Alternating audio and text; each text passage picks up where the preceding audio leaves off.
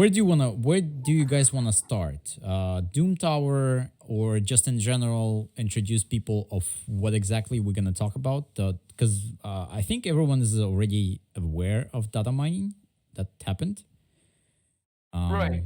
So I pretty much I would like to start off by kind of well I kind of broke down exactly how drop rates work. But since the drop rates, we've discovered a ton more things, right? That I didn't go over, that nobody went over.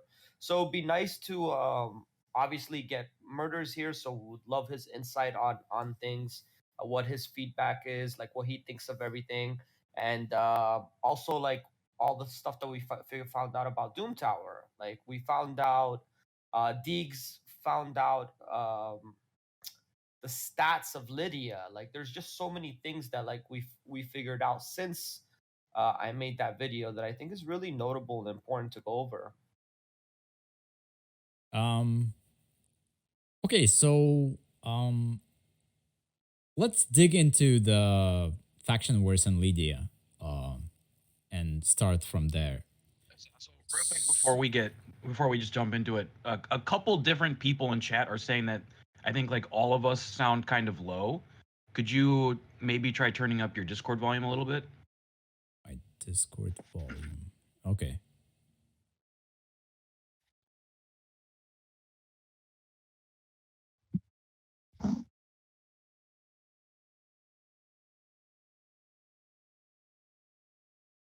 I mean, I can put you all individually up. Yeah, maybe that. I'll talk closer to the mic. Because you are pretty loud in my headphones. Are we? I just saw literally like I think 3 different people all say like, "Hey, they're quiet. Can you turn them up, etc." So okay, now it's perfect. Yeah, perfect. Okay. Now they're all saying it's good. Okay, I just turned you up just a bit by like 20%. Okay, perfect. Yeah, because you'd be listening via Discord, right? As you won't be listening via the stream, so it's a bit hard to judge that. Yeah, yeah. Okay, so I think everyone is up. Yep. Can you turn down Montanez? Okay, so we should be good now. So let's go into the faction wars and then follow up with Lydia, of course. So the big elephant in the room was, which was removed, the glyph drop rate, which turned out to be exactly the same for 20 and 21, despite the contradictory data that we had before. And pretty much all of us stopped farming 21, right? Is that how it went? Like a day. Yeah, for like literally one day. Then I'm back to farming 21. Are you? Yeah, it gives more of the crafting resources. Not so much that I care about the legendary ones, but the epic material, which we're all going to be very low on, or at least that's the one that will run out the fastest. People 21 it gives you what is the range? 90 to 110, I think. And then it's actually 100. It's 90 to 100. Yeah, in the latest file, it is actually 90 to 100. Even though I remember seeing 110 and more epic materials when the faction materials just dropped, but I guess they adjusted them. Sorry. Okay. So I think it's 21 is 80 to 100, and then 20 is 70 to 90. Right? Is that the amounts? Can you confirm? I'm gonna paste them in chat. Yeah, you're actually correct. I'm looking at them just here from what was said. Yeah. Quantumness is 100% correct. Yeah. So I mean, it's not like a massive extra amount. But considering that is the resource that, like, I've crafted a fair bit of perception already. That is the resource I'm running out of, other than charms. So I'm just planning to continue to farm 21, literally for slightly more of that epic material. That's the only reason. Okay. Makes But sense. if I'm on like a time crunch, then I like certain factions I wouldn't mind running 20 instead if I if I forget to do them or something like that. So that's really nice to know because the glyphs are definitely the more important thing, but I will still continue to try to farm 21. Fair point. Anyone got anything else to add on the? Yeah, I mean, when it comes, I think there's a big imbalancement when it comes to the epic crafting material. Like, we all have so much more legendary than we do epic, so it's that important that I 100% understand where Wantames is coming from with that. Because right now, if I had like equal amount, I could craft double the amount of perception. Just if I had the same amount of epic as I did legendary. So look at Just- yours, for example. Yeah, So you I could was definitely about to count. add to your point, which is weird though, because technically, the odds of legendary versus epic is 9-1. Yet, as you guys can see, this is far from being 9-1. This is me. It's the crafting. amount that you use as well. Yeah, You use well, twice as that's a much. good point actually. Yeah, because you use 10 versus 5. Yeah. Mm-hmm. Okay. So, yeah, epic. If it's 9-1, but you get way more of the epic material, you think that the numbers would be a little bit closer, but well, it's not way more. It's about 8-1 ratio of the actual material. But because we use double of epics, so technically the drop rate should have been more in favor of epic. So I don't know, 150 maybe. But instead we get this. I guess the point that we're illustrating here is that there's still a point to run 21 versus 20 if it doesn't break your back and it doesn't take like a lot longer. There's still benefits to running 21. Now I'm low. Yeah, so it's probably It's probably because of probably one of those things where you can just sort of debate on if it's going to be a 5-minute run, it's probably worth doing. If it's going to be a 20-minute run, then maybe just do level 20. But on some of the factions, I know that I've spoken to people who say beating the Sathalia wave on stage 20 is actually harder for them. So they prefer to do 21. So bit of variety between the two. I think it's a good thing to set the goal to for people as well, right? Like, okay, the glyphs are the same drop rate, but if you want that extra challenge, you want that extra milestone to work towards whatever, if you do get 21 on farm, you have more mats as a result. Hey Scratch, what's up? Thank you for the sub. Yeah, I agree with you guys. I actually still farming most 21s. I stopped farming Night Revenant and Demon Faction because it takes too long for me. So, Do you run them on auto? Hmm? Do you run your faction wars on auto? Because I find I just set mine up, put auto hotkey on an alt tab. Oh and yeah, do of course. something else. I run my faction on Yeah, auto. yeah, I okay. don't manual. No. But Night Revenant fails every second run. And Demon Faction just takes at least 11-12 minutes because of Duchess. So I guess, yeah, so I guess we covered that, right? I'm just curious, like, I don't know if Murder saw the video that I posted or the drop rates. We never really got your feedback on things. Like, I guess before we change topics and things, what did you expect that to be the way that it was? Did you know about that? Like, because it was a surprise to all of us. Was it a surprise to you, Murder? As far as the faction wars? No, just in general, like the drop rates that were data mined, like all the information that we went over.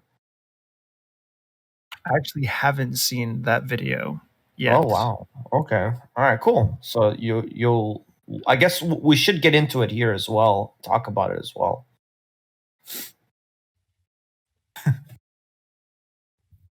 Sorry, what about for your faction wars, Murder? I saw you're working on it on stream. Are you doing many 21s, or are you mostly doing 20s? So, as far as the data mining goes, the original JSON file came out in, like, for, I want to say, probably a month after beta, and it was actually given to people. And from there, that original sheet has been added to in like updates where the information is pushed to the server. So from the start of Faction Wars, I've always farmed 20, knowing the rates for glyphs only were the same. I didn't know about the forge because I never really looked into that. Which is why, I mean, I never like followed Faction Wars. Obviously, as you guys know, I haven't finished my Faction Wars, but I've just always done 20 because I knew the chances were the same. Speaking about But finishing Faction Wars, does that mean that you're not actually endgame? Is that what you're saying? You're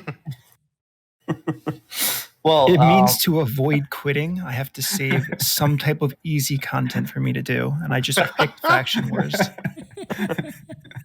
in his defense, I mean, he's helped clear some of the hardest factions for other players, so I'm more than sure he's capable of doing it. Yeah, I actually did 21 clears for most of the factions besides 3 of them on other people's accounts before I did mine. Mhm. Are you actively starting to go towards that now with Lydia coming out fairly soon? Yeah, I have. I started last week, and I've been doing it as they release, and I have 2 left, I think. All right. So I think the most important question, and audience I think will support me. Who's closer, you finishing your factions, or Manibold finishing his challenges? Should we make a bet on that? Yeah, I'll do them today, man. Yeah, Keep sure. saying that. Right. I keep saying that. Keep saying that, and I'm like, no, I don't want to use my energy.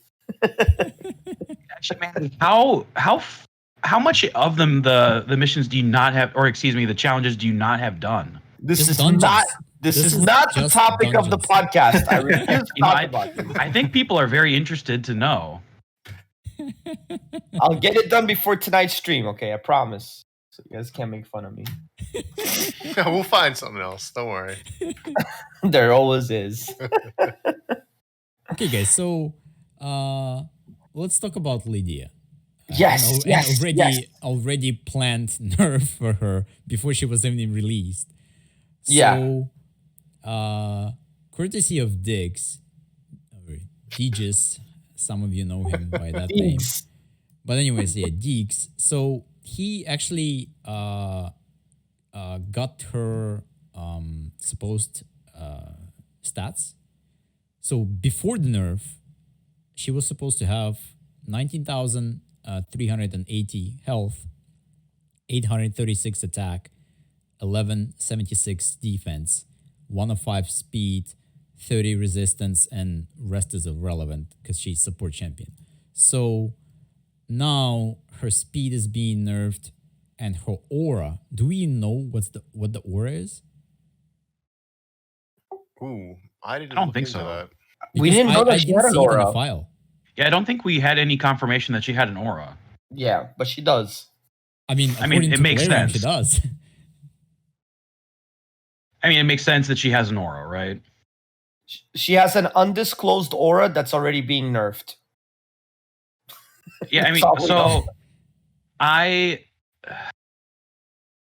so my opinion has been swayed slightly into just so right on release, right? Like I was in the content creator chat. I don't remember why I was exactly in there, but I was in there the exact second Lydia's initial like stats and kit were posted. Mhm. And my initial knee-jerk reaction was like, what the fuck, Plarium? Like, what do you mean this is the champion you're releasing? I understand this is a reward for completing Faction Wars, one of the most difficult things in the game. It should be a good champion, so on and so forth. But her kit still seemed overloaded / overwhelming. I still think that, so we've had time I misread her skills when I first saw them. I thought that strengthen was the increased crit damage buff, but not the reduced damage buff. So I thought it was literally decreased defense, weaken, speed up, and increase crit damage. So my initial thought was, holy shit, she's literally like, a souped up version of Draco or Venus. Now I realize that it is just the decreased damage. So she's still quite good.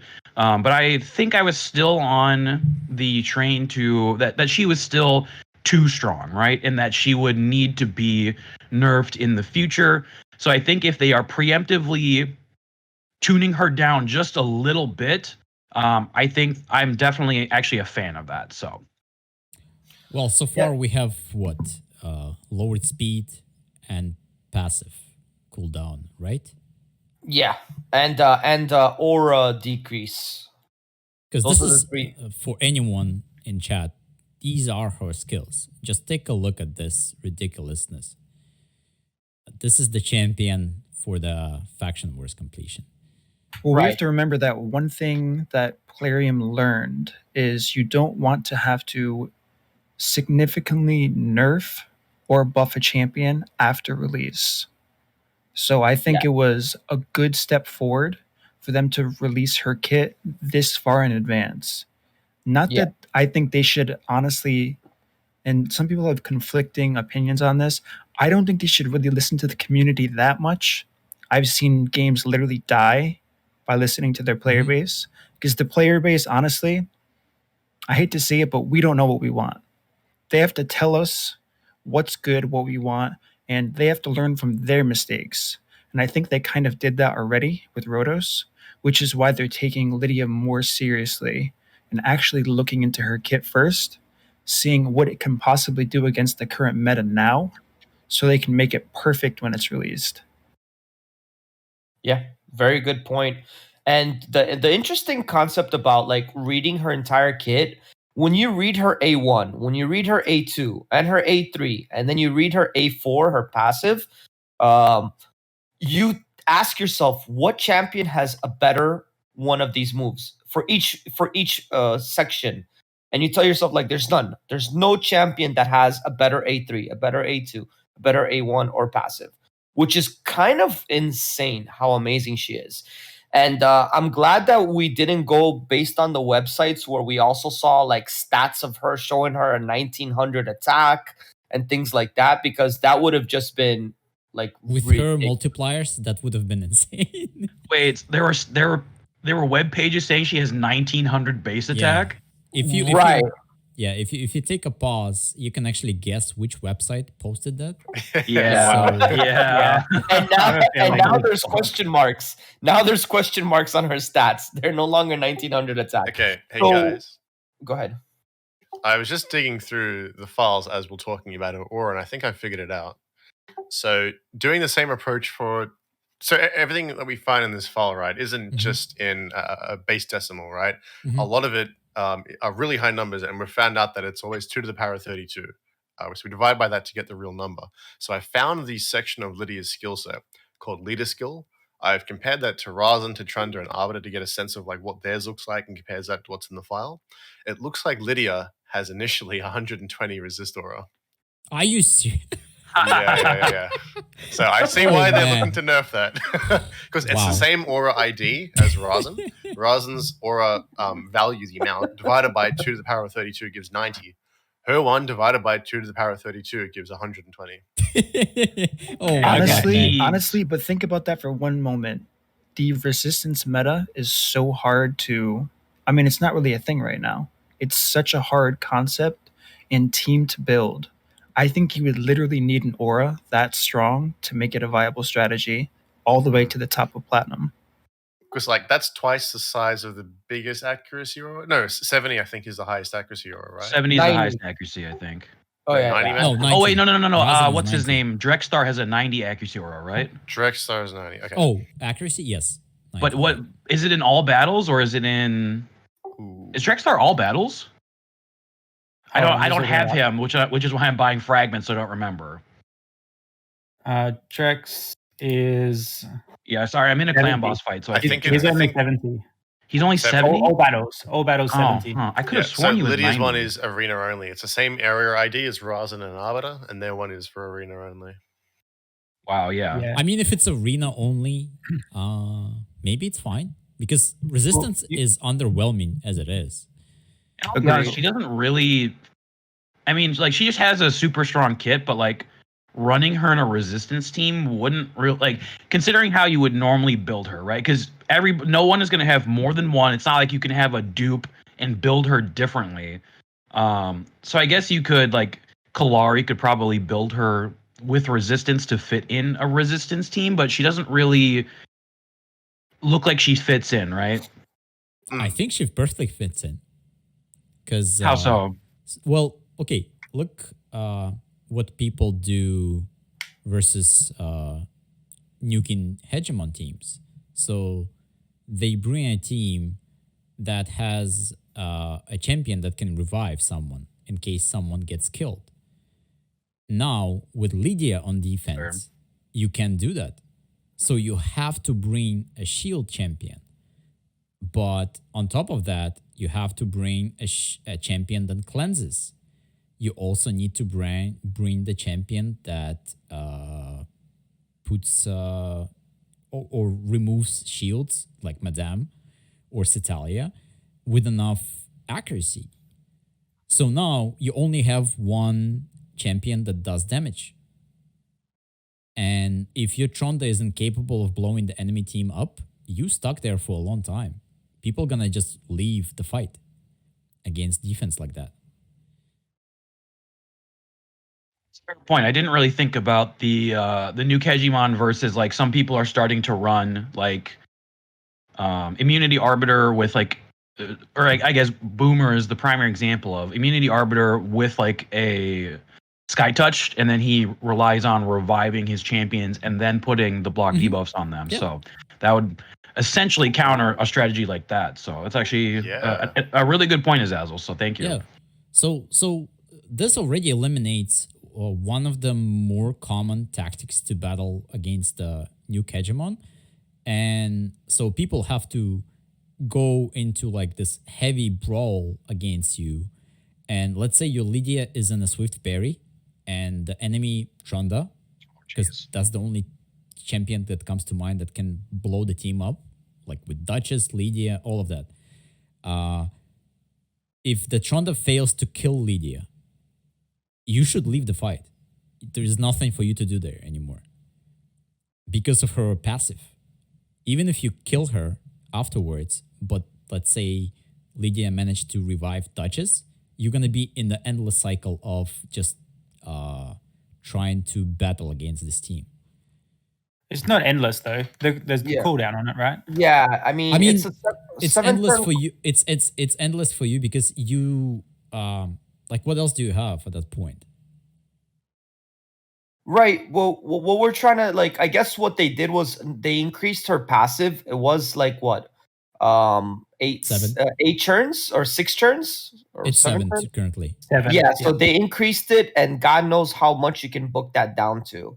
So I mean, that means that she's gonna have that chance to revive and do her whole passive one time normally in an arena battle. That's true. Unless it's gonna go on for minutes. So it's gonna be like one extra life that you have. But my point was, guys, let's say there's Lydia, Duchess. What's the very common team right now? Duchess, Kendrafan, new Hegemon, right? That's a staple of high platinum recently. So toss a Lydia there, and all of a sudden, if you don't kill that team, Lydia brings everyone back up. Duchess protects everyone, and then enemy Kendrafan will go. By that point, your champion with a shield, or if you didn't bring one, cannot protect you anymore because you took too many turns on your side, and you risk to lose the fight. Most of the time, majority of players will just leave the fight because it's too much time. Well, this comes to the question that I asked when I made a Lydia video. Is the passive per champion? So what if you run 2 revivers?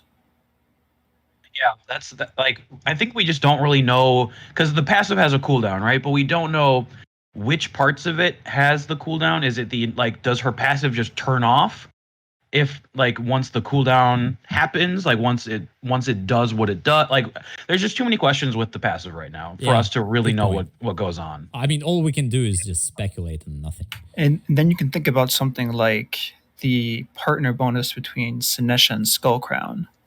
If you can actually cheese a Lydia and proc it with that partner bonus, and then let your Arbiter revive after that. That's interesting. I actually never thought about it, to be honest. Oh, I'm getting ready to counter all of you. Are you kidding me? So it's safe to say that all of Platinum Arena is gonna have this champion on their defense and on their offense. That's my assumption. Like I would say defense first, and then probably offense. Yeah. Yeah. No, I'd say offense first. Oh, offense? You think? Yeah. Like probably. you run her if you can basically if you can like run a 3-man team, like boost into strip into nuke, and then have her as your fourth. What you basically got is you turn everyone turn a Trunda into a Foley. Like in terms of the effect, right? Because no one can be revived after they die. Yeah, that's a good point. And should things go wrong, she can revive your team, and you can kind of like redo everything again. I guess. Yeah. It's perfect for double nuke hegemon too. If you manage to kill everyone but the Duchess, which is like 99% the case, it makes it irrelevant after that. Yeah. And what you need is a third hegemon. That's where you're running into trouble, mate. I mean, we're not trying to cheat here, okay?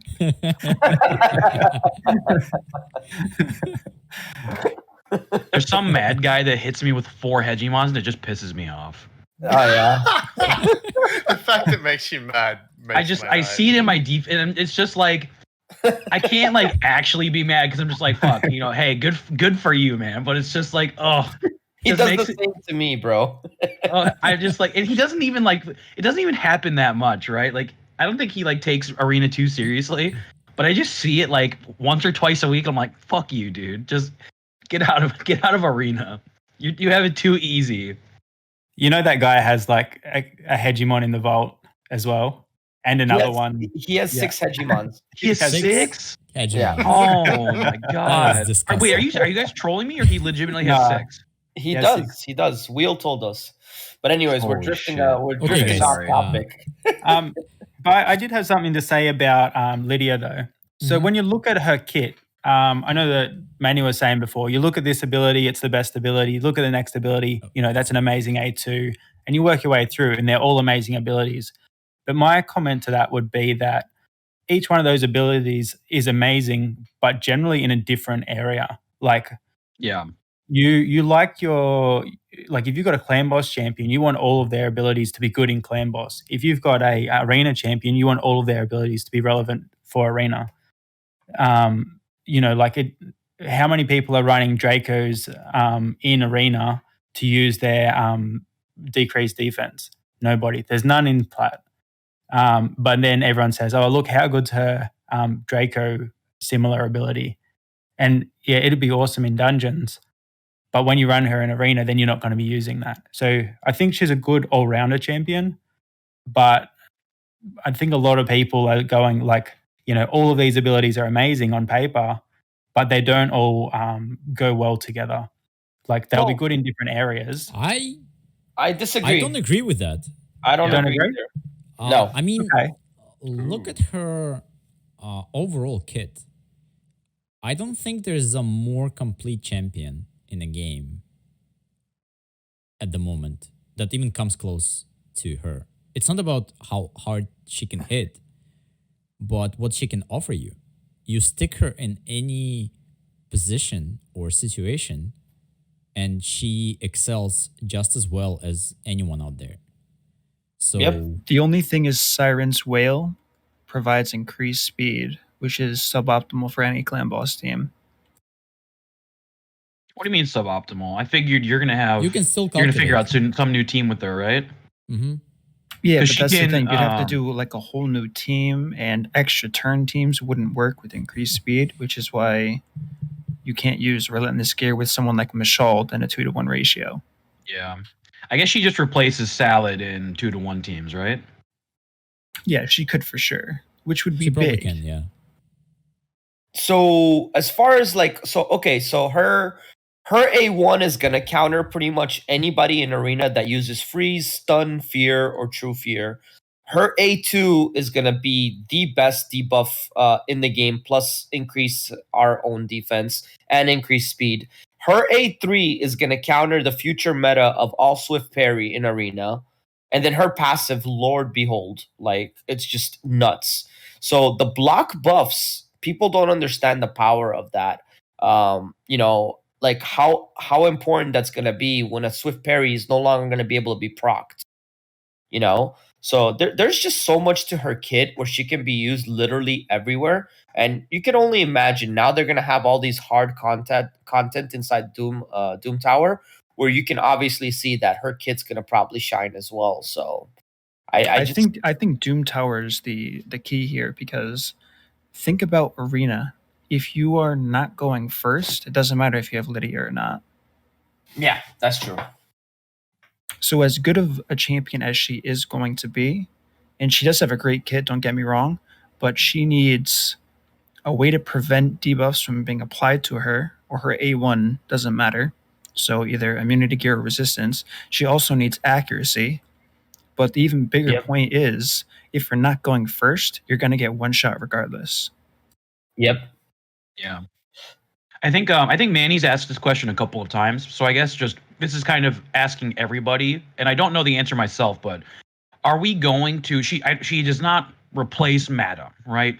But are we going to at least test using her, like with your Madam's gear on her, to try to see if like using her instead, not having the buff strip, but using her to potentially place decreased defense and weaken rather than just strip and defense, just to use her with her passive. Like I understand there are teams we could just toss her in and then just for the passive, and then her build can kind of be whatever. Do you think she's going to have an actual spot in speed teams as the debuffer? Yes, I do. I think everybody's gonna take Madame's gear and put it on hers. That's, I think, the first thing. That's my prediction. The Anyone first thing with a that's gonna Trunda. happen. Anyone with a Trunda will do that. Yeah, Hmm. like that's what I think. I mean, I know shields are a huge pain, but when you're putting on defense down and weaken, and you have a good nuker, there are no shields that are going to be able to withstand that. And again, you're going to need insane, crazy high accuracy to put on her for her to be very, very viable, because she's all about landing her debuffs. Yeah, so the question to you then, Manny, is you don't like people that aren't 100%, right? That you don't like Madam. Would you try using her rather than like a Ghostborn? Would you at least try it with with really high accuracy?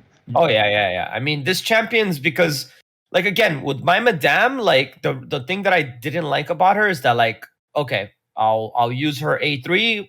It didn't strip one buff off of somebody with high resistance, and then that's it. Her use is completely gone. Now Lydia has so many more uses than Madame. If that fills, whatever her A3 fills. So again, to me, like, I'm speculating, but I'm just seeing like she's like a Madame on steroids, like in so many different ways, except for the buff stripping, which again makes Madame sort of still viable in arena, and I guess so. But yeah, that's my. There's going to be an issue with AI as well, because what we do know is poisons always take priority. She will So do her A3. now we have poison sensitivity with the second hit applying block buffs and block cooldowns. And I'm not sure if any other champion has a defense down weaken and block buff, block cooldown in the same kit. So I Nope. can't say for sure which one's going to be prioritized. Yep. So if she's using that A3, that is A3, yeah, the A3 first, that can be, I mean, more annoying than anything, but still, that would be a decent drawback when trying to push on reset. I mean, like with Madams, I swear to God, they slightly with her nerf recently, right? I swear to God, they did slightly change her AI, or maybe something. Just I don't know what happened, but my Madam used to be pretty darn consistent on full auto in terms of using her A3. She seems to be I don't really auto my Madame anymore. I pretty much always take over and manual her because I can't risk her not A3ing now. Um, so I don't think, yeah, like you said, Murder, I think it'll just be kind of annoying rather than like an actual real issue. So. And then you have the question of the A2, where what if you're facing the common team with block debuff? Because you're not removing any buffs. You're just trying to apply defense down and weaken. Yeah. And there's no way to know about the team that you're actually fighting if they have an immunity set on. Yeah, it's kind of like what Azazzell said about champion. It's this champion is like a champion that's on complete steroids, but you can't utilize this champion unless you actually have the speed advantage to its full potential. So speed is still gonna rule because all this kit can be great, but if you can't have a chance to use it and you just get nuked down by a Trunda, you're done anyway. So which I guess it's good to know that because you don't want a champion that's just anybody that's going to have her is going to be able to take you down no matter what. So, but yeah, again, block debuffs or immunity obviously is gonna ruin her her A2 for sure. So I agree with that. No, Alan, we do not know the cooldowns when booked yet. Yeah, we have no idea. We can guess. Yeah, we can get. I mean, I'm assuming the A2 will go down to 3 turns. I would think the A3 will go down 1, maybe 2 turns. And then I just assume her passive would be booked down 1, maybe 2 turns. And then her A1 too as well. Maybe it'll go to 100%. You never know. Most likely, yeah. If it's 75, it will. Yeah. Yeah, and what we also know about her kit now is that she's gonna have 800 and change attack, which basically means that building her in a damage set is completely unviable and not the way to go. Yeah. Obviously, if she had 1900 attack, like some website said, that'll be a different case. Oh. But yeah, so and I hope her speed's not gonna be too low. I hope they don't put it under 100. I think 100 will be the lowest they should go because you need her to be going second after you boost her, and she's gonna need a ton of accuracy. I think 105. I don't think 105 is too crazy. I think if they I think that they're just trying some light nerfs. Hopefully, this means that they are testing her. I mean, I know they test their champions, but we have the feeling that they don't really test them as much as they should. So hopefully, they are testing her. She's feeling a bit too strong, so they are just lightly hopefully, lightly nerfing the speed. I would hope down to 100, and then if she actually does have a 120 resistance aura, I would drop it down to, I don't know, 100 maybe. Yeah. And the only other thing I would suggest from the company itself is watch what they tell us in content creator chat. They specifically said as soon as they released her kit, no matter what, she's not going to be nerfed. And look at this. Before she's released, she's already getting nerfed. And because that's the first thing we all asked are like, is this the final build? Yes, this is it. This is it. This is how she's going to be released. We're not nerfing her. And next thing you know, she's getting 3 different nerfs. I mean, so again, better now than when everybody goes nuts trying to get her. But just watch what you say, Say perhaps she's still in testing or whatever. It's a little annoying, but whatever. I digress. Yeah. So, Murder briefly mentioned that before we went back into the arena, talk about Lydia, Doom Tower, and the champions that we recently got with the blob from the Lizard faction and Sausage Frog. Lydia. Sausage Frog. Yeah, Sausage Frog. So any thoughts on Doom Tower, guys? We have a lot of info to go over, right? We Deegs data. We'll blame Deegs on everything that he found. Yo. Hey man, and this isn't just to like weasel out of this, but hey, Az did a lot of this himself as well. Don't make it out to be like me. I did all the work. Yeah, that's not happening. Yeah, That's not what happened. Accomplice. Huge shout out to both of you guys. You guys have uncovered some insane information. Let's go over it because, like I said, I didn't want to go and like just put all this stuff on YouTube. I would have rather just have us all discuss it together in a podcast to get everybody's feedback. But we did find out a ton of information about Doom Tower from this file that that you guys opened up. I took just some brief notes for the Doom Tower, and this is just a few I took. So here, Azzazel, slide the text to the right so our names on Discord aren't blocking it. Yeah. 1 second. Go. Let's do that. Perfect. Beautiful. And let's move myself. All right. So here's the Doom Tower. Do I need to... Let's increase the font to 12. There we go. Okay, so we know that we need gold and silver keys. Gold to enter the floor, right? And then silver keys for the secret room. Yeah. The tower resets once every month. We have 120 levels, but we knew that before. And we have 11 secret rooms. Now, this is all the potential conditions for the secret rooms. This is all in the file, guys. So as you can see, the coolest of them all, in my opinion, is uncommon champions only. Everything else is irrelevant. Please, no. No, please. Oh my god. They said they're giving us space at some point, so I hope it's a ton of space. Come on, guys. Yo, We I are mean, the top clan. We can do it all. So- Uncommon champions too. so let's talk about uncommon champions for a second. For me personally, for me to go on level 60 in gear, 5 uncommons to do a secret room, it has to be a better reward than 5 sacred shards. Because I mean, I would not go through that, and I think the reward is gonna be nothing close to even a sacred shard. So that's just my assumption. maybe- Again, It'll be like 50 gems. yeah, You have to think And then, like, of, two you have to think of brews. the long-term rewards, right? Because this is going to be refreshes every single month for the rest of the game. The rest of the game, right?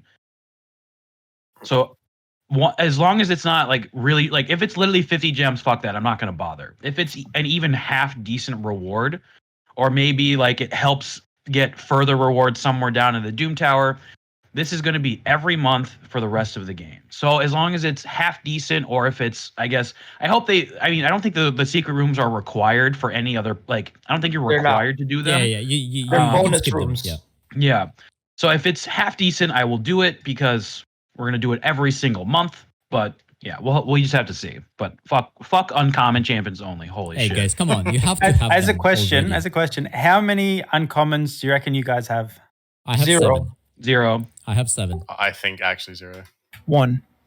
Whoa, I think whoa! I've got Who 2 or 3. just said they had 0? Me? Deeks? Yeah, what's up? Dude, He's- don't you he's have the like 4 common. maxed out bullies? That's a common. That's common though. That's common, Oh. not uncommon, bro. Oh shit. Oh, okay. Oh yeah. Come on, man. I mean, okay, I lied. I lied. I've got 2 commons, but they're level 5-star food. But Oh, nothing you I mean use. uncommons? What is So it? actually, Yeah, is that great. which ones do you think are legitimate? Oh, wait. Oh, yeah. I just got a 6-star speed glyph and the epic material. Fuck yeah. Yeah. Congratulations. Which, other than, what is it, Armiger? Which uncommons are even decent? Shield sniper guard. one? That's 1. The Zephyr size sniper. That's 2. Armiger. Well, you already mentioned him. That's 3. Commander from Bannerlords. That's 4. You can have 2 shield guards if you want. There's a defense up and continuous heal on all there's, allies. 1. Was it Sacred Order or Bannerlords? I think it's I'm- Benevolence as Saurus. well. I'm But not you sure, but kinda I get looked damage. into Saurus an is actually uncommon pretty only decent in clan stun boss set. team.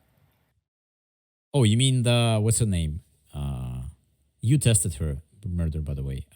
Oh, Dervish. Dervish. Yeah, Dervish.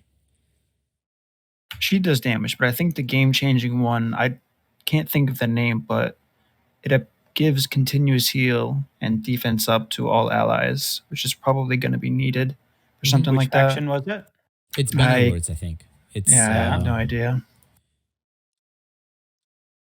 So we got It's one Archer, of these, Stalwart, Word Bearer, Duelist, Commander, no, that's a light Squire, protection.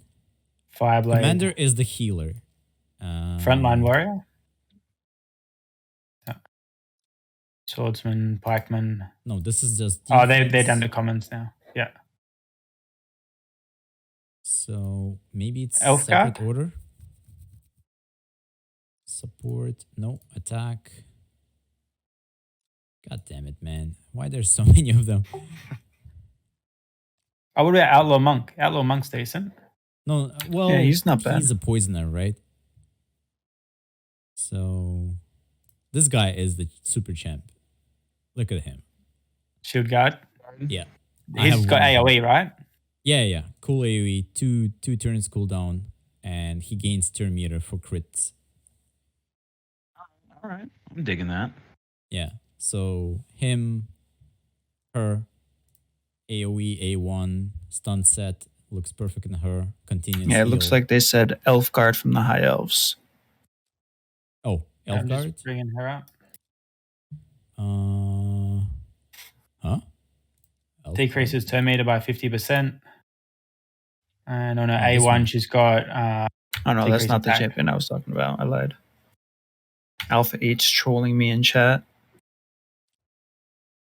So Anyways. I guess Yeah.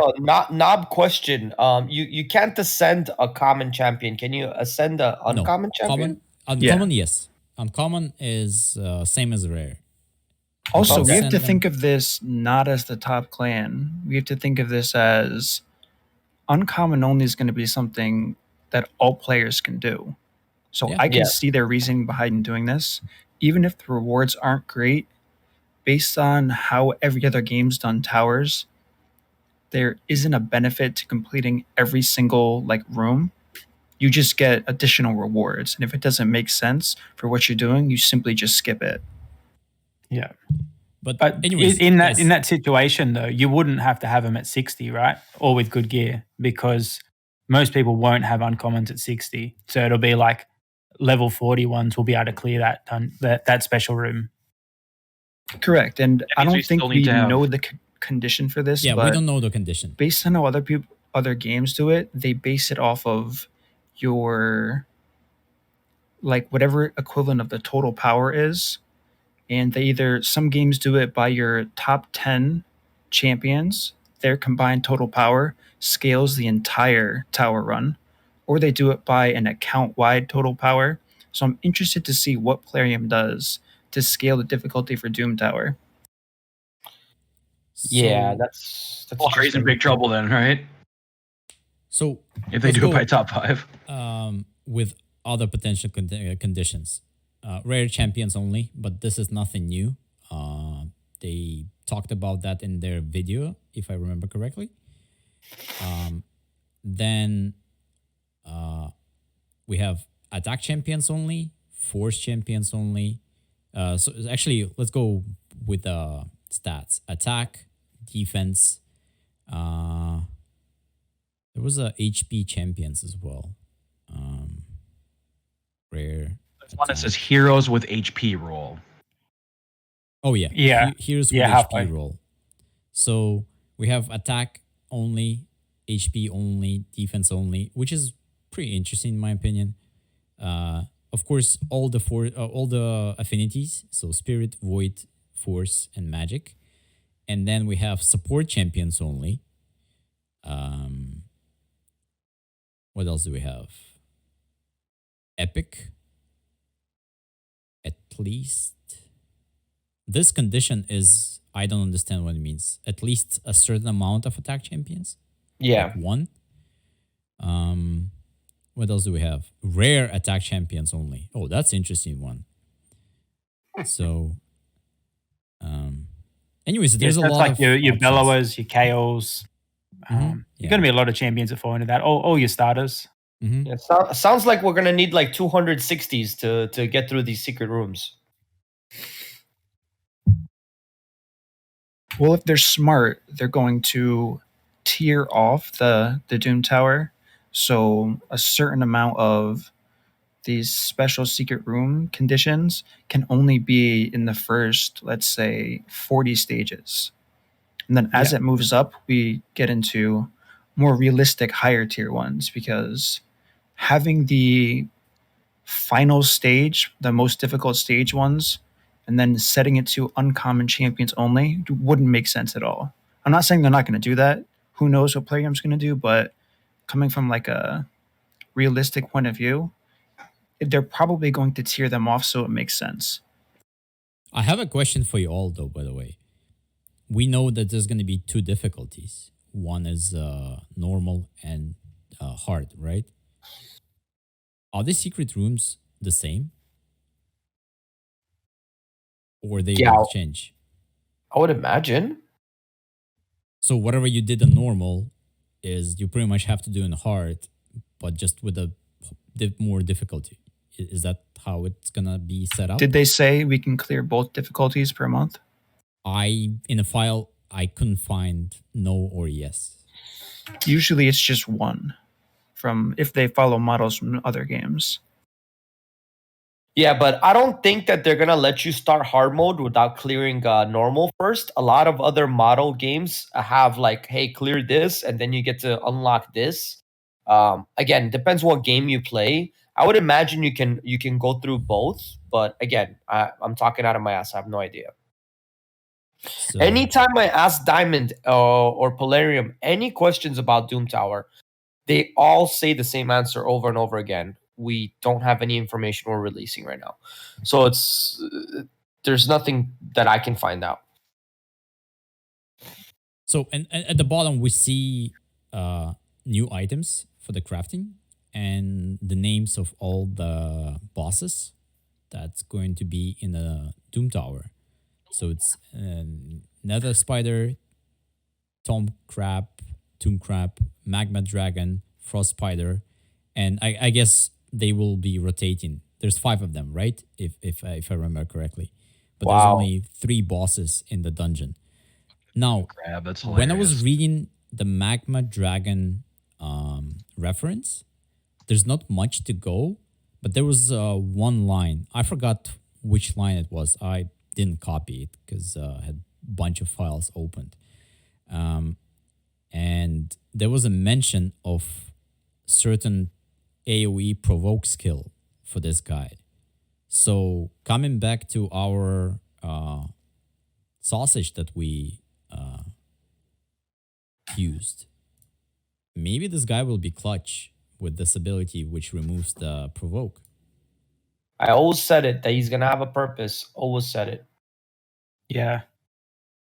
So Yeah, we talked about that on the last podcast.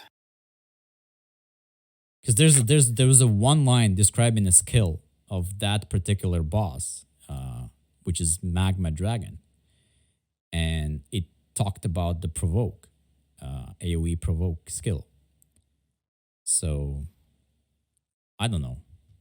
So what I want to know is, what do you guys think the gear is going to do that these bosses drop? I can't even guess. I'll be honest with you. I couldn't find. How many sets are we getting? New sets? I Should think be one different one for each boss, right? Crab claws, spider claws. I mean, magma based claws. on how they read, it looks like they're like 3 sets. an enhancement. So I don't know, if they make it a separate gear set, and I know we're going to talk about something else about swapping gear, but how realistic is it going to be to put on a new gear set for your champions, knowing how much it costs every time you're trying to do a certain boss? Not realistic. Yeah, so that's why I'm not sure what they said in the video. I don't know if they showed it as gear, but if they wanted to be clever with it, they could make it so you can like enchant your gear. Any set, any piece you want with some bonus that helps against that boss.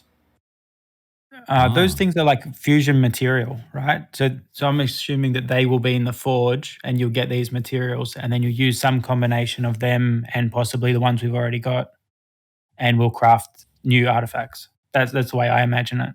Yeah, well, that's what I'm hoping they are careful with, because, like I was just saying, are you really gonna swap your champions into gear every time you have to do one of these boss? Like, think of how much silver that's gonna cost. Well, Thinking it's going to be gear that's only good against that boss. I'm assuming that's how they're gonna do it, since the name of the item But the thing is, correlates to the boss. Related to your question, Murder, there was a event that was attached to the Doom Tower, which allowed temporarily people to switch the gear for free. That was data mined. Yeah, Which is crazy. That was what I was hinting at for a later on topic. But the question is, if it's, I don't know, if it's like a once a month event that's going to happen, you're going to have to be at that boss for that event to swap the gear for free. Which is why I hope they're careful with how they do this. Because maybe you're not there yet, or if they do it that way, I would assume they would make the events close to the reset of the tower. Mm-hmm. But even still, if there's a leaderboard, you're going to have to spend silver to change the gear if you're trying to speed run this and clear it as fast as possible. Yeah. Very true. Yeah, I agree with you. They indeed have to be careful about that. Either way, there's going to be outrage and complaints like crazy. I mean, that's expected. I mean, another thing I wanted to ask you, since some of you are in content creator chat, maybe you heard something about this. I'm on the files. I'm on the file, and I'm on the data inside of it. There's a lot of references to the 200% experience boost. And it looked like it drops from the Doom Tower. This is the first time hearing of this. It was mentioned multiple times, together with a regular 100% boost, which we can buy in a store. Where is it? Gem store. This one. There was also a 200% for 3 days and 6 hours, respectively. And when I did a search by ID, because they had a ID assigned to that item, there was like 100 results across the entire file in multiple places. It appeared as a part of the game. Did they never mention that? They haven't. No. They haven't mentioned anything about Doom Tower. They were trying to keep everything on the low as much as possible. Yeah, to be honest, this is like intellectual property that they would never tell us. Yeah, exactly. That was their reasoning, because like, yo, why did I have to discover this information? Why didn't you tell me? They're like, yo, intellectual property, bro. I'm like, all right, my bad. I'm like, my bad. I don't need to know if I spent $1,000 on voids, what my chances are getting a void. I'm so sorry. I crossed the line. Jerk. Yeah. So, yeah, very interesting info there. And going back to what you were saying, Azzazzell, switching gear, I could tell you from being a WoW player for many years, I mean, there were bosses that we had to completely like change all kinds of gear on. Obviously, this is a different game. We didn't have to spend silver on that. But I mean, I would imagine that the level of creativity to get past certain sections of this is going to be it's going to be really incredible to see what people come up with. The nice and great thing that we also saw was that I think, from what I understand, clan rankings are going to be in here. Not to mention also how to, like, if you're stuck on one stage, which a lot of these gacha games have, you're going to be able to watch replays of other players doing that stage, so you can have an idea of what is necessary to get past that stage. So yeah, because the keys reset every day at 0 hour UTC, which is was it Greenwich Central Time or whatever it's called. So Is that the normal reset time, or is this a different reset time now? I think it's the same as Clan Boss. Oh, it's Clan Boss. Okay. I believe so. So Though- do we know how many keys we get and how many? No idea. that's the big question. That is the biggest question that I want to know. That part was missing. Because if we're locked by keys, that means that we can't just speed run it on the 1st couple of days, right? Right, Yeah, and that yeah. and then that means that we're not going to clear it the first month and mess and Dude, no, Oh. man, we're still gonna. Okay, so if we only get, okay, so there's 120 floors, right? Yeah. If we only get a certain amount of keys, so that like we can't even get to the final floor until like the last potentially week or like the last day. I hope to God they wouldn't make it like the last day of the month, because that's really stupid. But if they make it that way so that we can only get there like towards the end of the first month, hey, I would be more willing to agree with you, Manny, but I can't see them doing that, right? I imagine we'll be locked behind keys for like maybe like we might not like maybe the first 2 weeks, and then after that we'll be, I don't know exactly, right? I would guess that by the 2-week mark we'll be able to have enough keys to have, as long as we continue winning, to have beaten the Doom Tower, right? That would be my guess. Special offer pack. Special offer. so five golden keys for $10. Like, It'll come. $9.99. You watch. So Now we have to wonder Go ahead. also, are they going to make it like Faction Wars, where if you're getting owned, you can just leave and you don't sacrifice the currency of the key? Hope so. Mm, Considering that'll be they just changed that for Clan Boss, I mean, it seems to be the direction they're going. Hopefully. Yeah, I'd much rather that. Like in Faction Wars, it's like the best thing. You can go and test teams, mess around, and you don't need to stress about wasting resources. So I hope Doom Tower is the same, where they actually want you to think about the game rather than say, oh, I'll do it in this particular way because it's energy efficient.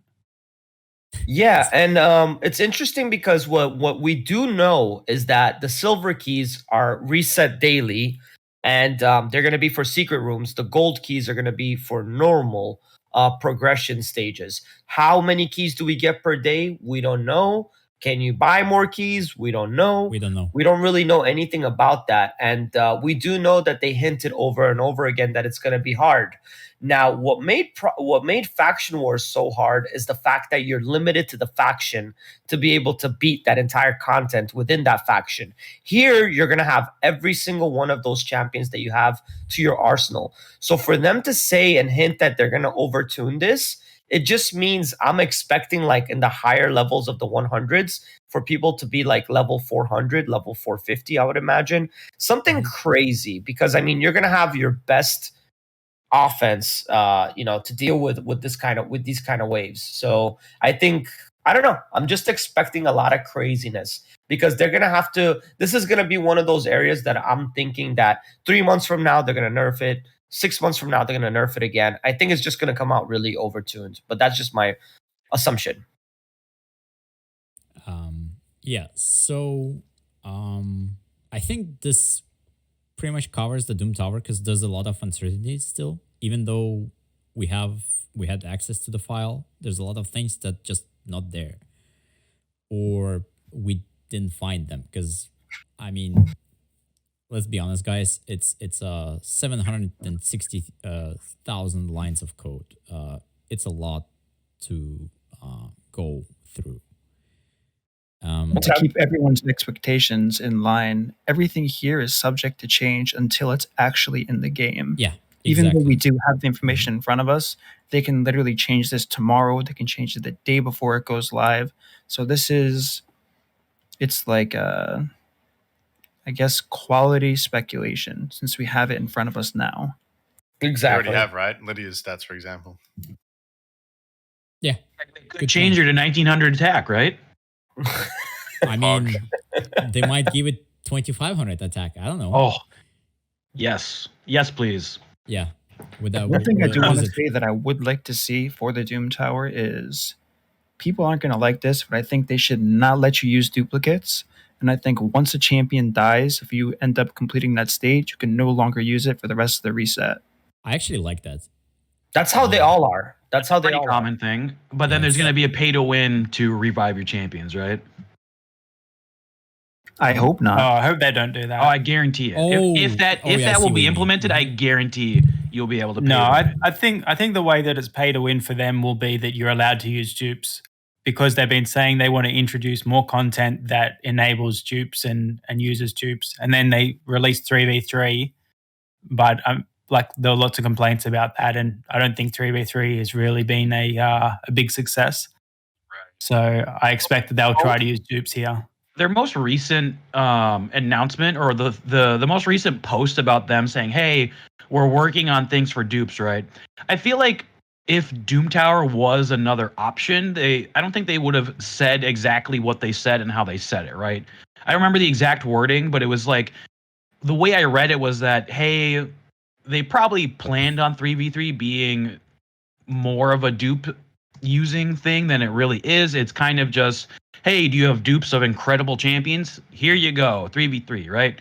Whereas because then Doom Tower will be the same thing, right? You're not gonna, who gives a shit if you have like dupe bad champions?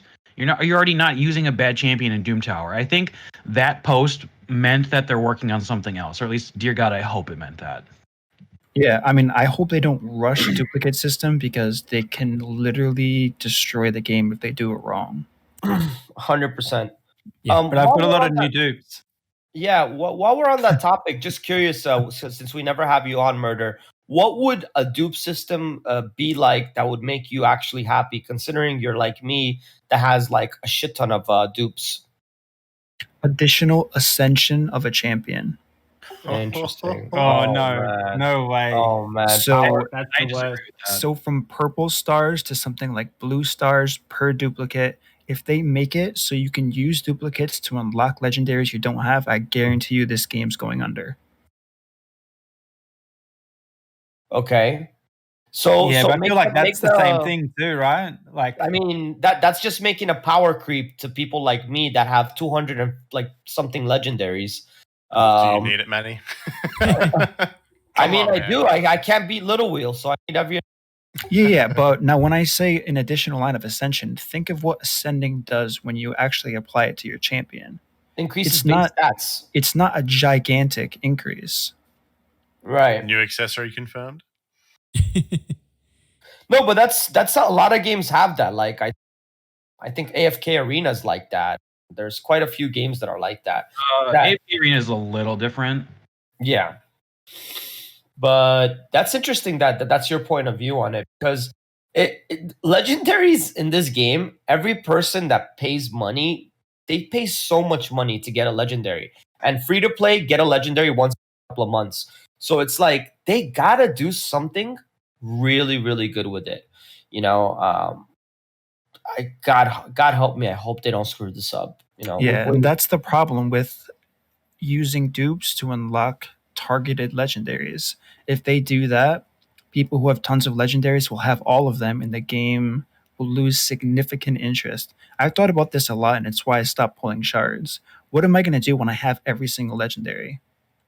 Like, what Finally am I take going back to the do? clan boss record. No, I'm just not going to play. It's going to be like, okay, I have nothing to look forward to. Kind of like where I'm at now, but Wasn't that to an even what greater happened extent. to what was her name? She was in a Mad Clan Oh, when she pulled every single legendary and she just left. Milia? Yeah. Mila, yeah. Milia? Yeah. Milia, yeah. She I got everything and just stopped playing. well, But no, that's that's more so her, right? Like she Yeah. jumped to a different game and immediately started mega whaling on that game. So that's just kind of, I guess. yeah, she's just a mega whale, and she just but wanted to from collect the champions, Plarium right? point of view, they lost a big paying customer because a person unlocked all the champions and dipped. So yeah, I'm pretty sure there's a lot of people like her. Not majority, but there's a lot of them. give them opportunity to unlock all the champions, ascend them, they will be done. I mean, the only other thing I would say, if I didn't go with my original thought of an additional line of ascension, is if you want, you can take a duplicate legendary and deconstruct it to where you get 5-star chickens, a new item that lets you instantly mastery another champion, something like that. That I actually like. That I hate. But yeah. Ability to convert dupes into multiple chickens, and let's say resources, full ascension of another Yeah, legendary. I'm hesitant about dupe systems, like just in the way that how many people say, "Oh, I crunched such and such champion, and now I feel bad because they're good or they found a use." That's one thing that I'm a little bit hesitant about. Yeah, I agree. I use my third Whirlim as a chicken, 0 regrets. My bully benefits greatly from that. I fed Draco 2 months before he was reworked. You did? Yeah. But you've got another one now, right? Yeah, I did, but not right away, and I was rather upset. I imagine there was a few choice words said.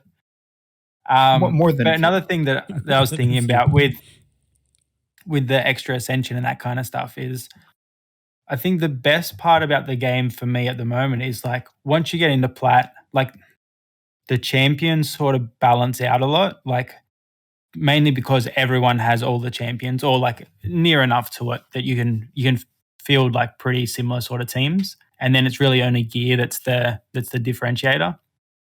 So for me, like the best games are the ones that are the most balanced. Like, for example, like, we've all just been talking about League of Legends and that, where they do regular balances and try to keep the champions of similar sort of pools. And so they, there's a lot less of the, if you don't have one particular champion, the game's really bad. Or if you've paid to win and you funnel all your resources into one champion, and now no one can compete with you because you've just hyper whaled on this one thing. Like, it just makes the game feel even more pay to win than it is. So for me, I'd rather them to lean more towards trying to balance it out than to do that. Yeah, I agree. Probably. I think that when they release the dupe system, a lot are going to be happy, a lot are going to be unhappy, just like anything that they release. There's not going to be anything that this game releases that everyone's going to be happy about. So that's a given. So we'll wait and see. They're trying to do things differently than other gacha games, which has a good part about it and a really bad part about it. Because there's a good old saying that says, "Don't reinvent the wheel," right? If you see something working, just replicate it. But sometimes, they could come up with a much better idea. But there's gacha games that are significantly older than this game that have made so many mistakes that they've learned from. So I just hope that this doesn't go into that and doesn't fall in that aspect. We'll see. Plarium likes to do things different. Period. So, since we're talking about champions, let's address, I guess we can call it like an elephant in the room, a pity system. Yeah. Deeks, do you want to pick up on that? Sure, I'll start off. I'll forewarn everyone with this. What we've found is basically, if you will, a phone book or a dictionary for a lot of what's in Raid, right? Like behind the scenes, under the hood sort of thing. Just because it's here and defined doesn't mean that it's necessarily used, and we're not sure exactly to what extent it's used, right? Now, people give anecdotes that, oh yeah, I've never really went past 230 or whatever shards without pulling a legendary.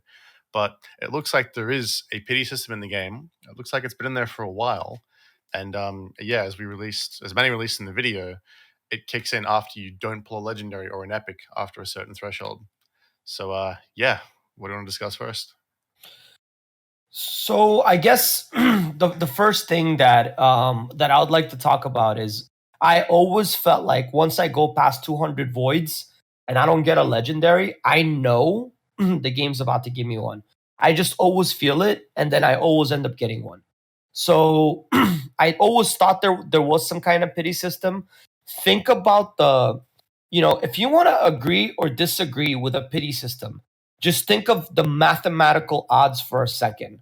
If pulling a void legendary, for example, it's a 1 out of 99, 1 out of 100%, right?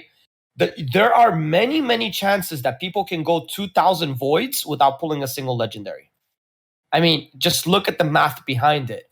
The chance of you getting to that 1% for that little wheel to spin and land on that 1% is very, very unlikely. So the fact is that they had to have a pity system in place. And the same thing goes for ancient shards and for sacred shards. So I always knew that there was something in there. I just never knew how it worked. And it makes sense that it works the way that it does. The biggest problem I'm having right now with the pity system is the multiplicative or additive component of it. The Mad Clan is saying that it's additive. Some of you guys are saying it's multiplicative. There's a significant difference between both, and I wish I knew that answer to that, because I feel like that's also very, very important. Have you guys asked in the content creator chat for Plarium to give more information on this? They won't. They won't. They won't say They just straight up won't.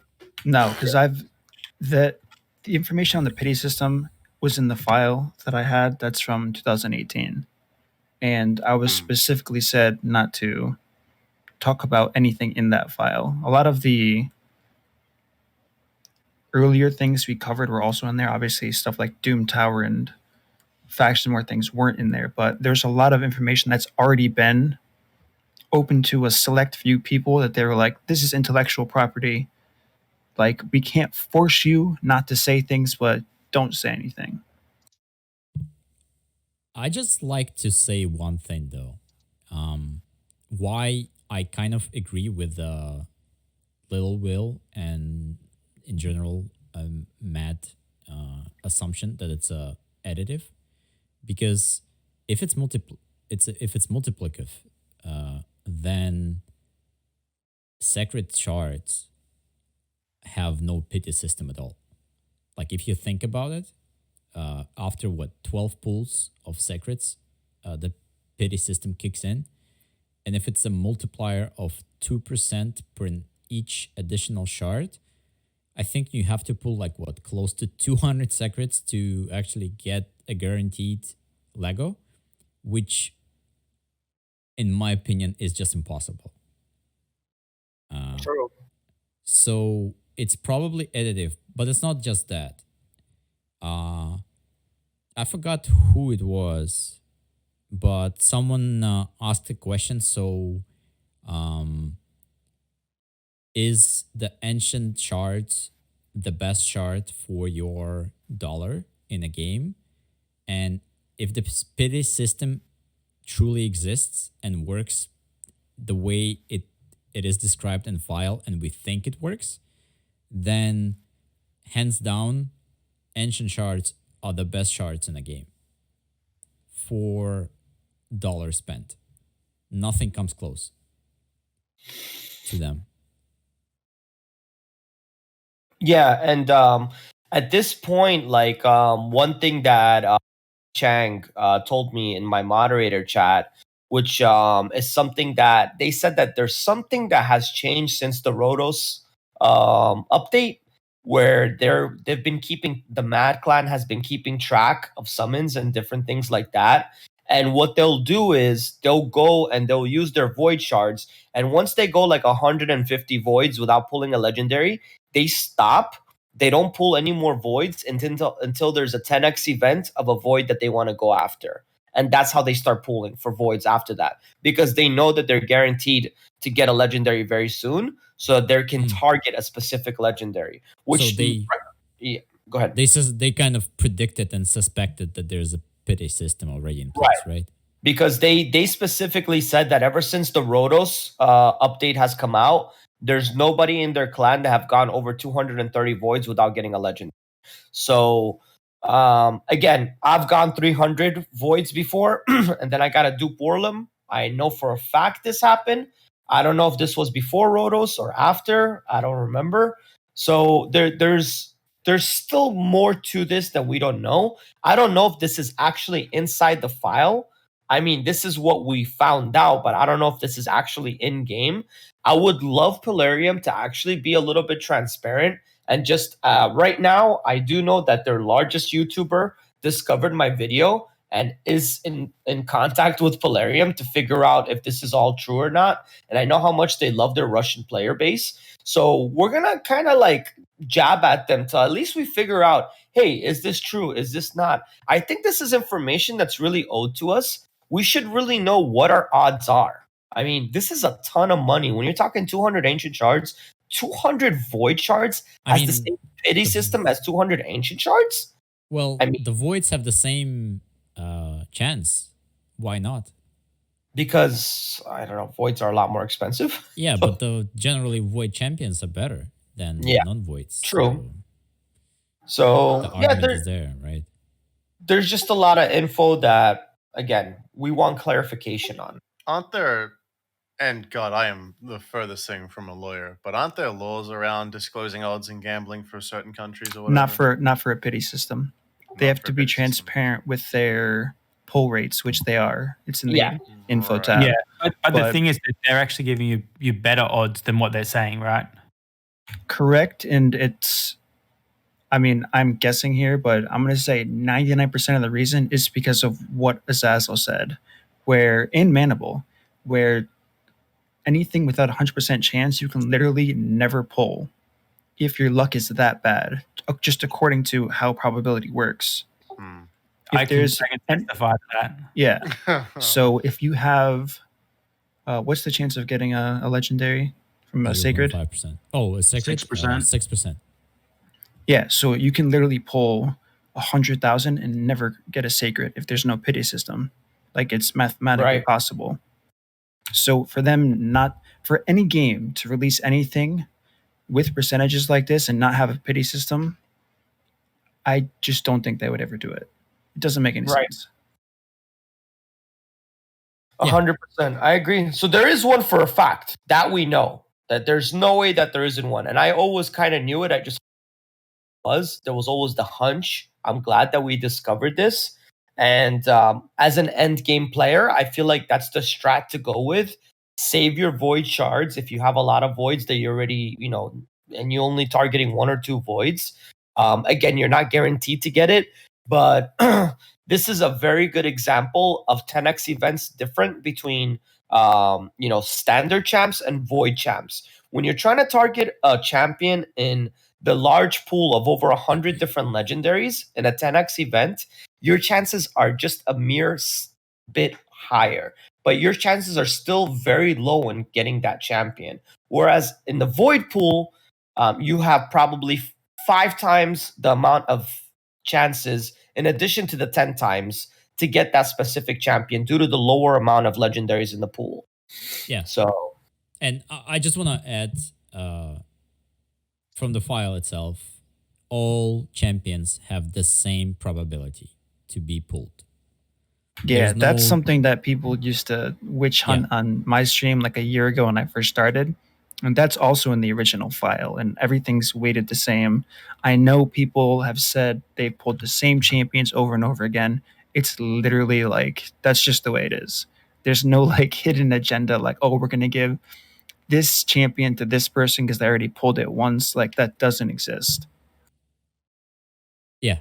So it's just the confirmation of bias of like, oh, I pulled this champion, and then technically you're just getting a little bit unlucky and pulling the same champion, and maybe really unlucky pulling them again. It's just the of, oh man, it happened to me, so there must be something against me, or there must be something about pulling the same champion, right? I mean, it's a bit silly when people do that bias. Hey, one of us. What? It's a bit silly when people have that bias, like speed sets in Dragon, for example. Yeah. Yeah, I told you the whole fucking time. I was right. Speed is lower. You can't.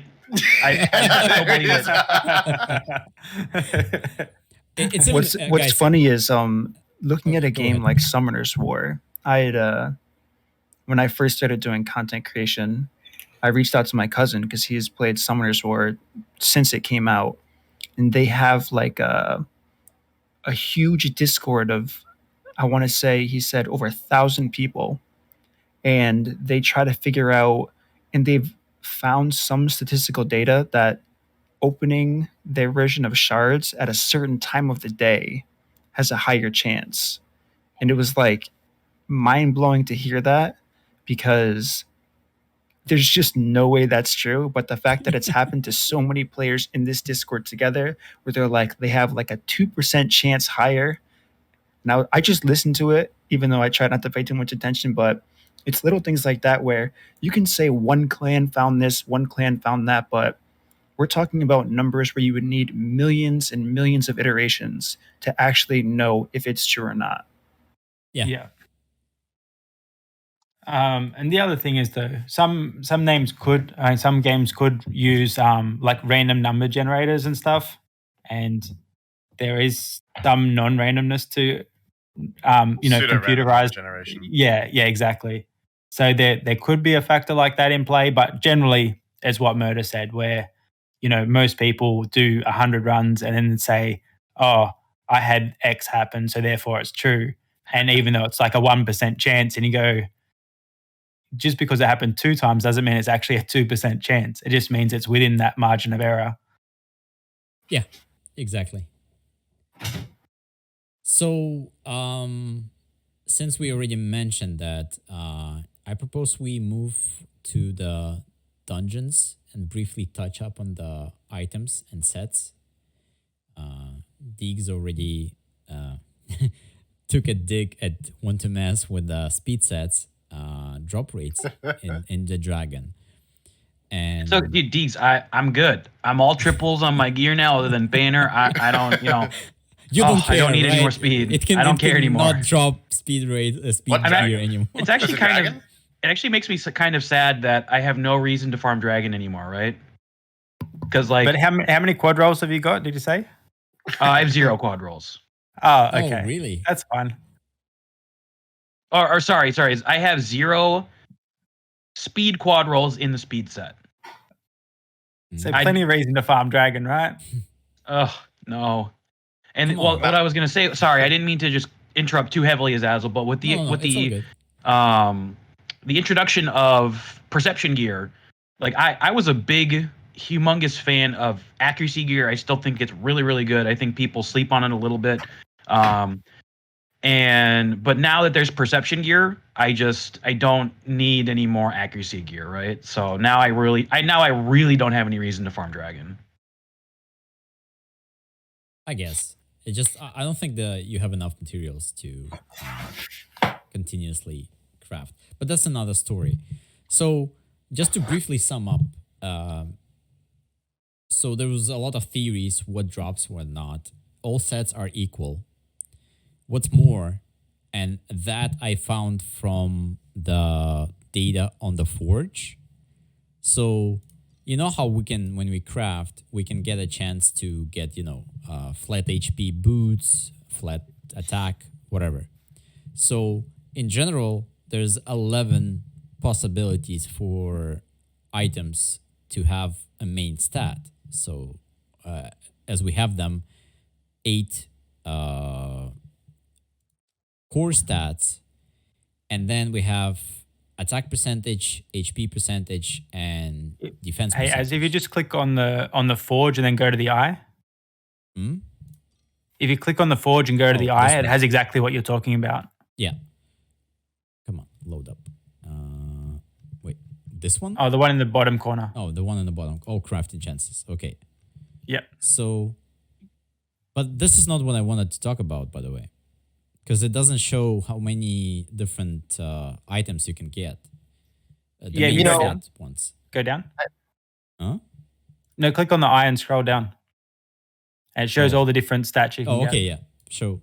So, Oh wow, okay, I didn't see Yeah. that before. So in total, there's 11 of them. And according to the data from the file, every main stat has exactly the same probability to be rolled. That's why we have more flat stats than percentage stats. And because of that, accuracy and resistant chests are actually very rare. So if you have accuracy or resistance chest, especially in like good sets like speed or immortal or something like that, keep those. Chances of you getting another 6-star accuracy or resistance chest in those sets are pretty damn low from the dungeons and the forge. So they follow the same pattern. That's one thing. Another thing I found, and I want to briefly touch it. So this is the crafting oaths by the type, right? So where's the charms? Or I have to go. Do you guys remember where the table for the charms? Like once you apply the charm, by how much it increases the chance? Yeah, I think it's in the same place. Is it? Yeah, you're just looking at it. Yeah. Yeah. It increases it from like 15% to 35%, right? Something like that. Right. Yeah, it's like just there. That's it. But I wanted to see the table for when you apply the charm for the specific piece. You know, like chest or weapon or whatever. Yeah, like it explains it down there.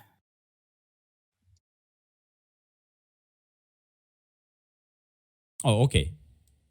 So they rounded up. Never mind. So yeah, never mind what I wanted to say.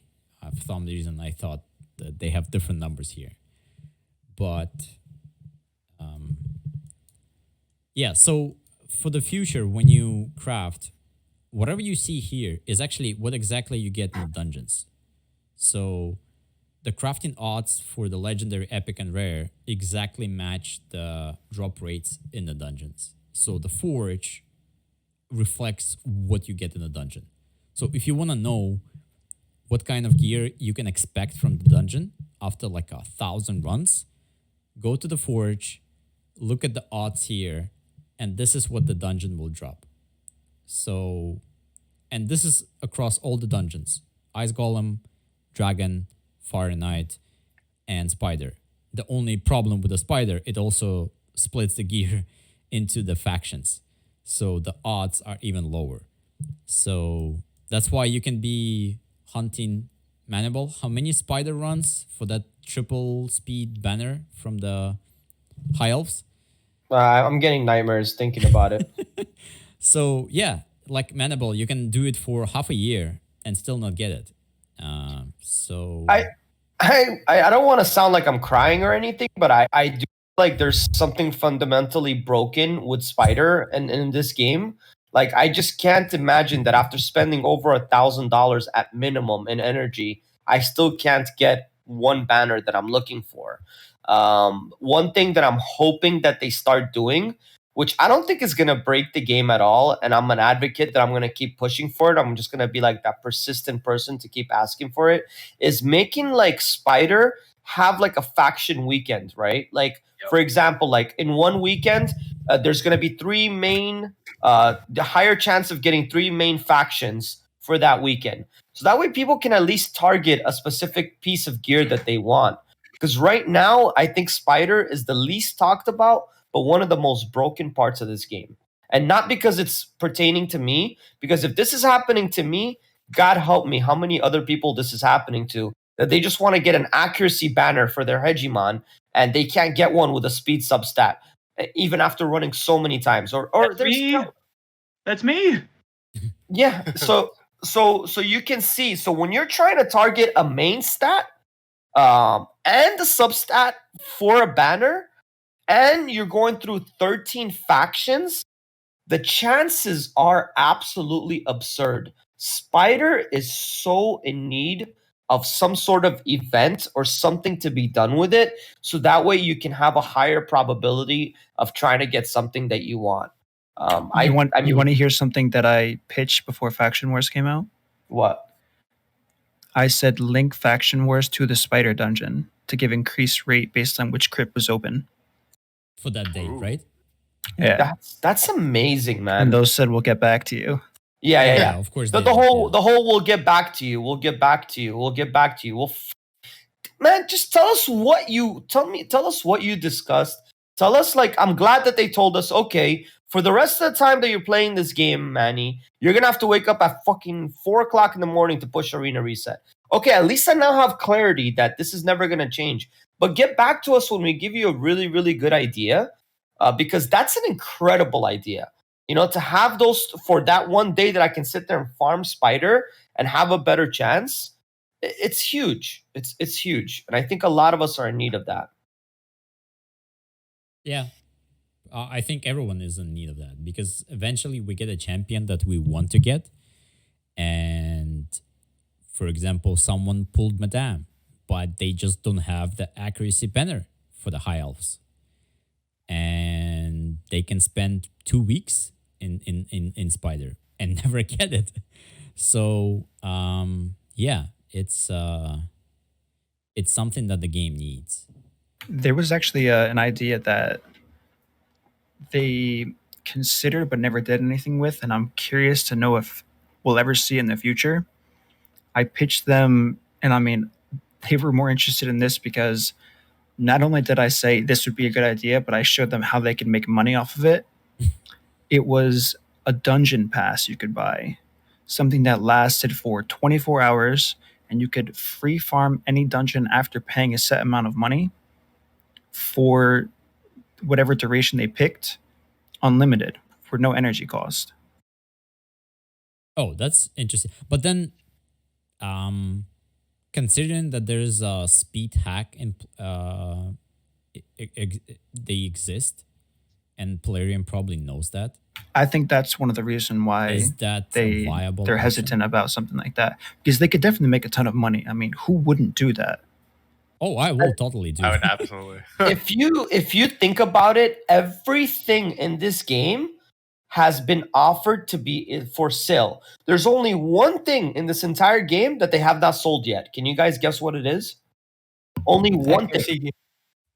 No, Accuracy the gear. only thing that they have not sold yet is Faction Wars Keeps keys. But everything else they've sold. They've sold 6-star glyphs. They've sold gear. They've sold clan boss keys. They've sold. Oh, they haven't sold medals, Oh yeah, they haven't sold medals either. You're right. which haven't, but I'm so glad they didn't do that. That's what I was worried about when I first started playing. Yeah. So they do sell you arena. But Whatever. they sold So, the yeah, Yeah, glyphs, they though. don't sell medals; they just give them away for free, right? Yeah, butts. I mean, I mean, come on. people on Look. Reddit would disagree with you on that. I'm just saying. Yeah, I know. But I think that's an interesting idea about like, hey, unlimited farming. But I think that would we don't have exact knowledge from them about the battle pass. But I think there's some heavy speculation that they didn't like how much value people got out of the battle pass, right? So I think that there may be. So of course you can speed hack the game. That's probably the biggest reason why they would still be hesitant. But I think that they would be hesitant because, say, for example, if speed hacks didn't exist, that they would need to find the right balance of, oh, hey, we can offer unlimited dungeons, but we need to make sure that it's not that good of a value for players. So I think I think they would be I keep using the same word, hesitant. I don't think that they would do that. Well, you have to think about. I mean, we're thinking about it from like our point of view. We can farm every dungeon extremely fast. However, this isn't just going to appeal to us. This is going to appeal to people who aren't spending a lot of money, and now they're seeing the instant value they can get for having the opportunity to farm a dungeon that's extremely hard for them, where they have to save all of this energy, and now they can just pay 24 hours, they can free farm something, and they're not going to be clearing it as fast as we are. So anyone who's not speed farming a dungeon, who would buy this? And this is what I said to them. If they can't speed farm it, they're going to make money off of those players, but those players are also going to gain value out of it.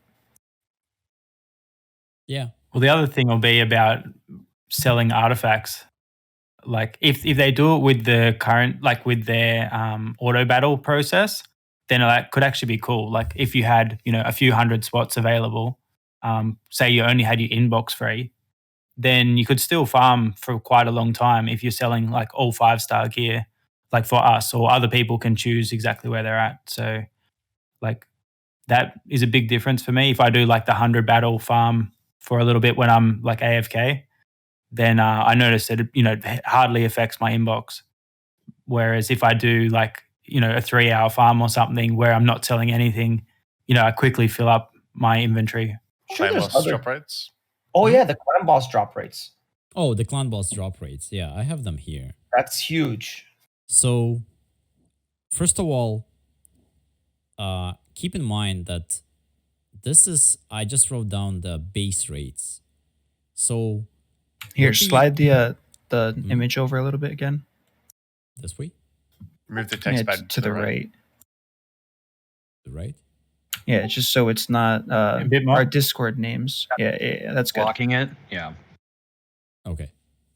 Is it good now? Yeah. Yeah. Okay. So, by digging through the clan boss chests and probabilities, it looked like they removed, as we all know, rare books are not in top nightmare and ultra nightmare chests anymore. In fact, there's no rare books in ultra nightmare chest, period. So, ancient shards is the only item that got assigned 2 probabilities. For the ultra nightmare, it's 6 and 5%.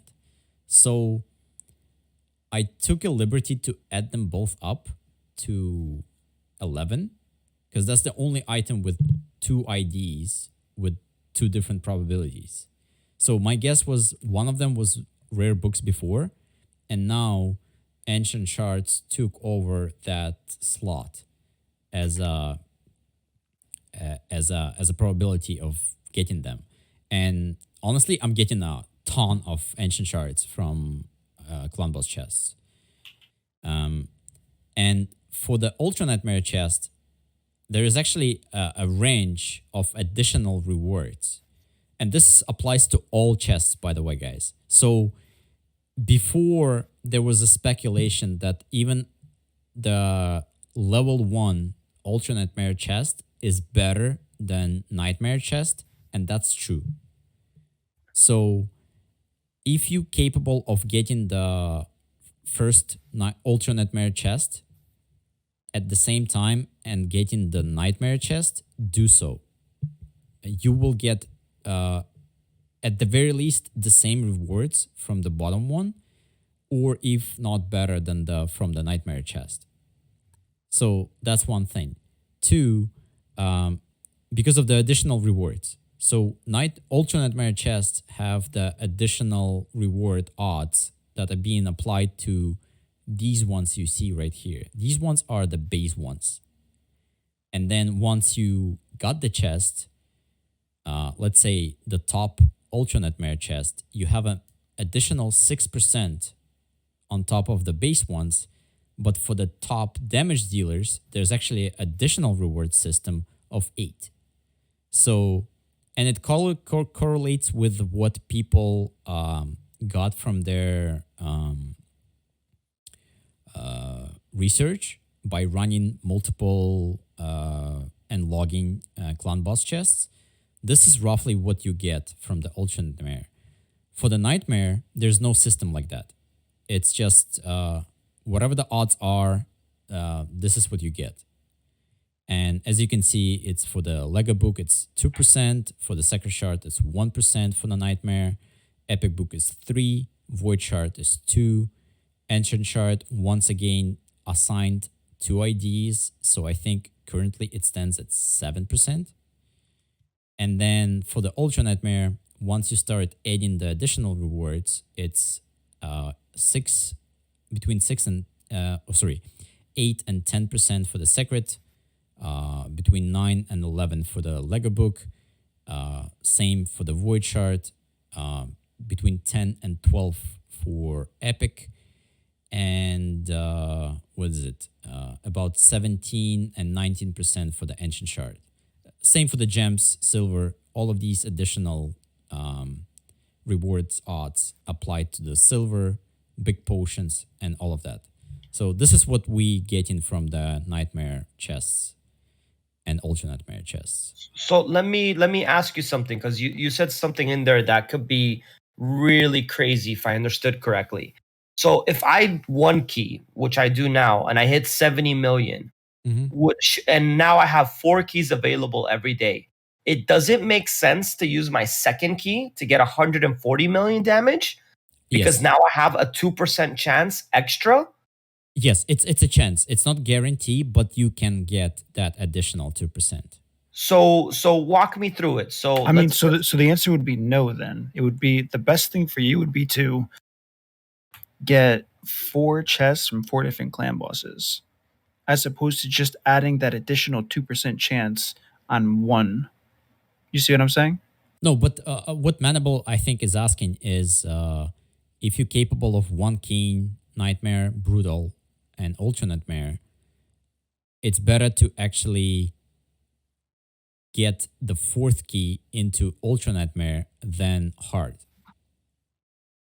Because Right. the odds for the Hard clan boss chest are so minimal that it's completely irrelevant. Yeah, but isn't it still gems, silver, and I mean, we're gonna auto You sell can the get gear. epic So books from Hard, right? You can get epic books. No. Actually, no. Yes, you do. Yes, you do. It's a 1% chance. Yeah, you can. Okay, it's pretty low. So It's only so in other 1%. words, Azazzell, just to help me understand. So from based on what you have there, a sacred shard has a 2% chance. If I get the top chest, that increases it from 2% to 8%. And then It if I can. get top damage, I get an extra 2%. So now I have a 10% chance of getting a sacred shard. Yes. What does top damage mean? It's I don't know okay, so that part I don't know what is being defined as a top damage, because it literally says top damage and that's it. Just 2 words. I don't know what it means. Number 1, number 2, whatever the hell. I have a it gut calculates. feeling it means your damage per key, not necessarily your total damage. And the reasoning I have behind that is, this is not a flex, but I'm in GNL2. I have a very high damage, a very well built Bat Eater team. Per key damage, I believe I am the highest in GNL2. And I personally feel like maybe this is just confirmation bias. I get a lot of sacreds from Clan Boss. It feels like I get more than other people. It feels like I get a lot of them. So this is just a gut feeling. Please do not take this. Anybody in chat listening, please do not take this as guaranteed. This is my gut feeling. I think it's per key damage. Yeah. So you're saying that now that Deegs has moved up, you're getting top damage? Deegs was not even close to me, dude. Hey man, I'm living that anal lifestyle. Legos are a crutch, right? So, an interesting piggyback off of what you just said there. As a lot of people know, clan boss hopping was a thing. I myself took part in those activities. What? And the Yeah. system we're seeing here is not new. The information we have here, as far as like drop rates and all of this.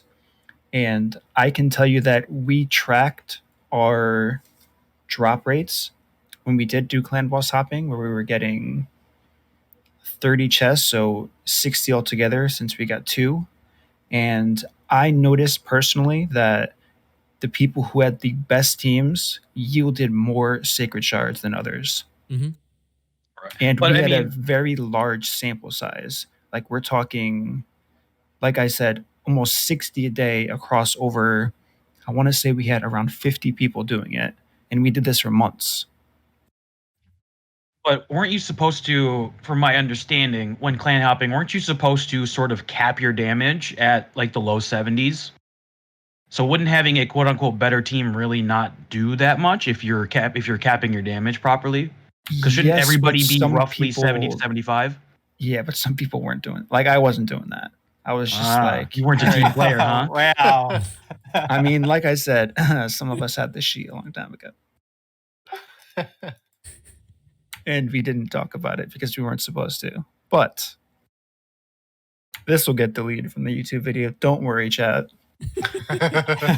You heard nothing. This is a chat exclusive. But yeah, so it looks like the damage per key as is the criteria. So the more damage you deal, so it's loosely, in your very interest, very loosely. yeah. So it's in your interest to deal as much damage as possible. So I'm putting 4 keys in but each my day, thinking boys. of what that would mean is that if in your clan, like the 30 people in your particular clan, if you are number 1 on that, then you've dealt the most damage, so therefore you get that extra percentage. That's what I had in mind. Mhm. Like that if you too, look on that list and you're at the top, yeah. but that would also mean that if you're the person, like for us, for people who can 1 key, we're very rarely on the top. It's normally the people that 2 key that are on top. So it'd be interesting to see whether they end up getting more sacreds than us because they're doing 2 keys on the UNM and actually ending up with like 100 mil damage or something like that.